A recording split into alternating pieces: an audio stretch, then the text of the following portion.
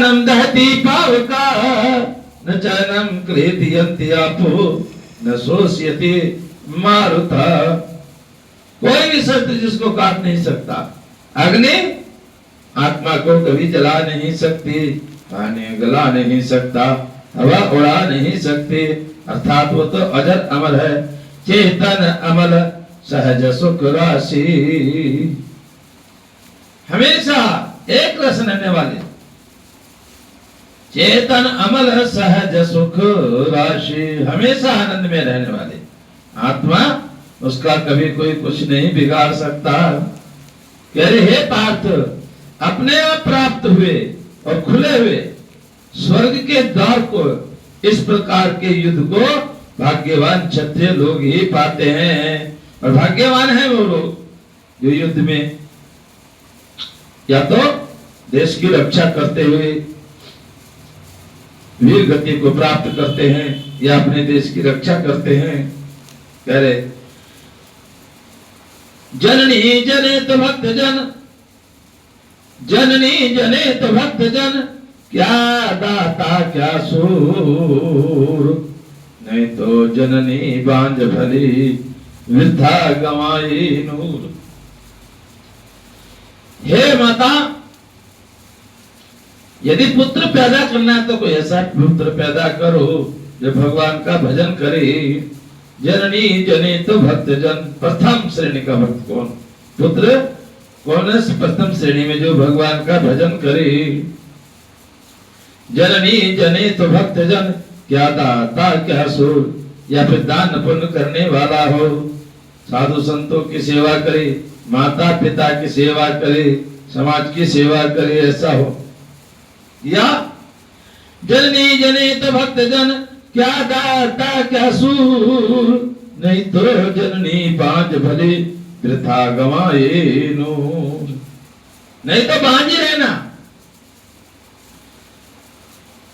नहीं तो जननी बांझ भले वृथा गंवाए नूर। अगर आप अच्छा सुपुत्र पैदा नहीं कर सकते, यहाँ भगवान कृष्ण भी करें कि हे पार्थ, अपने आप प्राप्त हुए इस खुले स्वर्ग के द्वार को, इस प्रकार के युद्ध को भाग्यवान क्षत्रिय लोग ही पाते हैं। और वो क्षत्रिय बड़े भाग्यवान हैं जिनको इस तरह का युद्ध प्राप्त होता है। कहते हैं युद्ध में वीर गति को प्राप्त करने वाला सीधा स्वर्ग में जाता है। और किंतु यदि तू इस धर्मयुक्त युद्ध को नहीं करेगा तो सब धर्म और कीर्ति को खोकर पाप को प्राप्त होगा। भगवान ऐसे समझा रहे हैं कि यदि तू इस धर्म युक्त युद्ध को नहीं करेगा तो स्वधर्म, अपना धर्म भी, और कीर्ति को, जो तेरा यश है वो सब समाप्त हो जाएगा और पाप को प्राप्त होगा।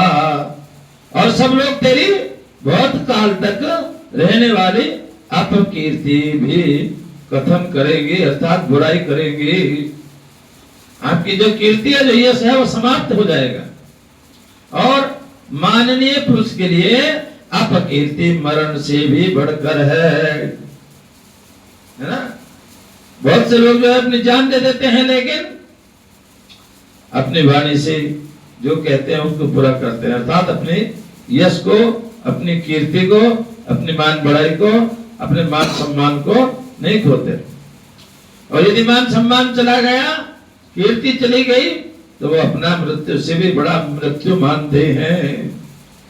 इसलिए जिनकी दृष्टि में तू पहले बहुत सम्मानित है, अब लोकता को प्राप्त हो जाएगा। जो लोग तेरे को बहुत बड़ा महान है और बहुत बड़ा योद्धा,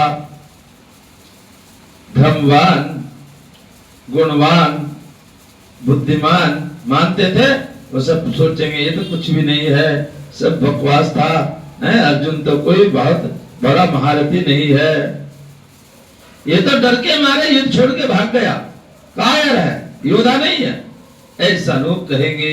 और आपकी जो कीर्ति है, यश है, वो सब समाप्त हो जाएगा।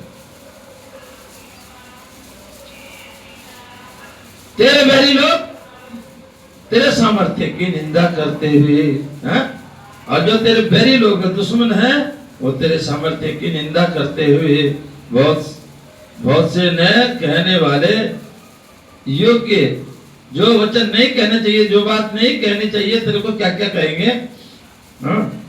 तो वो सब कहेंगे कायर है, युद्ध को देख करके भाग गया, धर्म पे रहने वाला नहीं है, धर्मी है।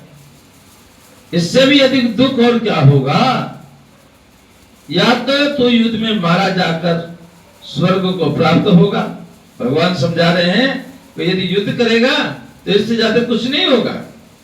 या तो युद्ध में मारा जा करके, तो फिर क्या होगा? अगर युद्ध में मारा भी गया तो सीधा स्वर्ग में जाएगा, ऐसा कहते हैं। ऐसी मान्यता है, जो युद्ध में शरीर त्यागता है, मारा जाता है, सीधा स्वर्ग में जाता है। कह रहे उसको कुछ भी अप्राप्त नहीं होता। या तो तू युद्ध में मारा जा करके स्वर्ग को प्राप्त होगा, अथवा संग्राम में जीतकर पृथ्वी का राज भोगेगा, और जीत गया तो इस पृथ्वी का राज्य भोगेगा। इस कारण से हे अर्जुन, तो युद्ध के लिए निश्चय करके खड़ा हो जा। जय पराजय, लाभ हानि और सुख दुख को समान समझकर, भगवान कह रहे जय और पराजय। बोलो ऐसा हो नहीं सकता जल्दी से। आदमी सोच तो कह तो सकता है, पर उपदेश कुशल बहुत तेरे, आचरण करे थे नर न कने रहे, लेकिन जीवन में उतारना बहुत मुश्किल होगा। जय और पराजय में बराबरी। भगवान कह रहे लाभ और हानि, चाहे लाभ हो चाहे हानि हो। ऐसा जब सोच लेता आदमी, इसमें जब कह रहे सुख और दुख को भी समान समझकर, उसके बाद युद्ध के लिए तैयार हो जा। इस प्रकार युद्ध करने से तो पाप को नहीं प्राप्त होगा, तुझे कोई पाप नहीं लगेगा।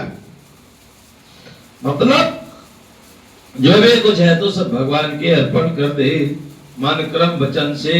हे पार्थ, उस परमपिता परमेश्वर को अर्पण करके और तू युद्ध के लिए तैयार हो जा। हे पार्थ, ये बुद्धि के लिए, ज्ञान योग के लिए विषय में कही गई है।